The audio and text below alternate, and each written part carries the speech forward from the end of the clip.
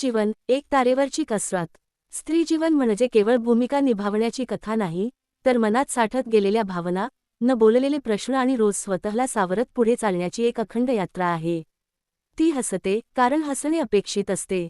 ती सहन करते कारण तिला लहानपणापासून शिकवले जाते की स्त्री म्हणजे समजूतदारपणा. पण या सगळ्यामागे संवेदनशील आणि तरीही मजबूत मन असते. मुलगी म्हणून जन्माला येताना तिच्या वाट्याला खेळण्यांपेक्षा सूचना जास्त येतात. हळू बोल, असं करू नकोस, लोक काय म्हणतील, या वाक्यांतूनच ती मोठी होत जाते.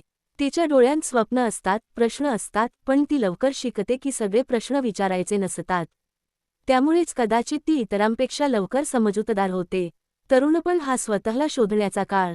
या वयात स्त्रीला स्वतःसाठी काहीतरी व्हायचं असतं, शिकायचं असतं, उभं राहायचं असतं, स्वतःची ओळख बनवायची असते.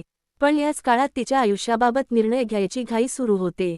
लग्न, संसार, जबाबदाऱ्या हे शब्द तिच्या स्वप्नांवर पांघरून टाकतात. तरीही ती प्रयत्न करत राहते, कधी शांतपणे, कधी मनात लढत, तर कधी आतल्या आत कुढत. बालपण संपता जीवन नेमकं काय आहे हे कळायच्या आतच तरुणपणात पाय ठेवताच लग्नाच्या बेडीत अडकवले जाते. मग सांसारिक जबाबदाऱ्या येतात. संसारात स्वतःला बाजूला ठेवून सगळ्यांना पुढे करणं आलं. लग्नानंतर स्त्री अनेक नात्यांत गुंतते.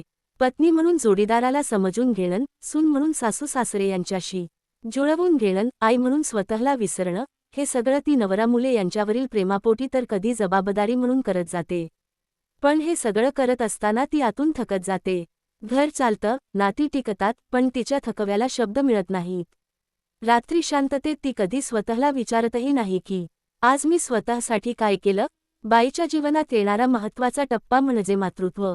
मातृत्व प्रेमासोबत येणारी अस्वस्थताही घेऊन येतं. यावर कधी बोलले जात नाही, मात्र हे वास्तव आहे. मातृत्व हा अनुभव अतिशय सुंदर असतो, पण तो पूर्णपणे सोपा नसतो. बाळासाठी सगळं करताना स्त्री स्वतःला मागे ठेवते.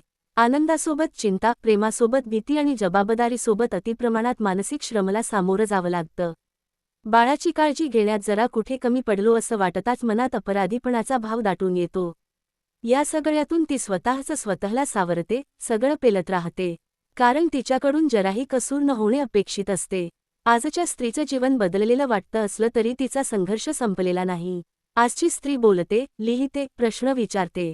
ती शिकते, कमावते, निर्णय घेते. पण तिच्या वाट्याला येणारा मानसिक ताण कमी झालेला नाही.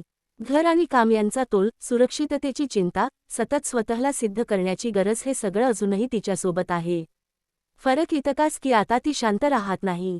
कारण शिक्षणामुळे ती जागृत झाली आहे. ती आज आर्थिकदृष्ट्या स्वावलंबी आहे. त्यामुळे ती तिच्या आत्मसन्मानावरचे वार सहन करीत नाही. मलाही माणूस म्हणून सन्मानाने जगण्याचा अधिकार आहे हे ती आपल्या कृतीतून दाखवून देत आहे. असं असलं तरी सुद्धा स्त्री जीवन म्हणजे तारेवरची कसरत होती आणि आजही आहे.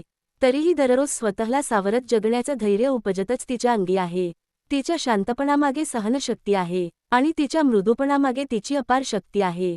तिला फक्त त्यागाची मूर्ती न बनवता तिच्या भावनांसह, स्वप्नांसह, तिच्या मर्यादासह तिच्याकडे एक पूर्ण माणूस म्हणून पाहिलं गेलं तरच समाज खऱ्या अर्थाने पुढे जाईल. छाया.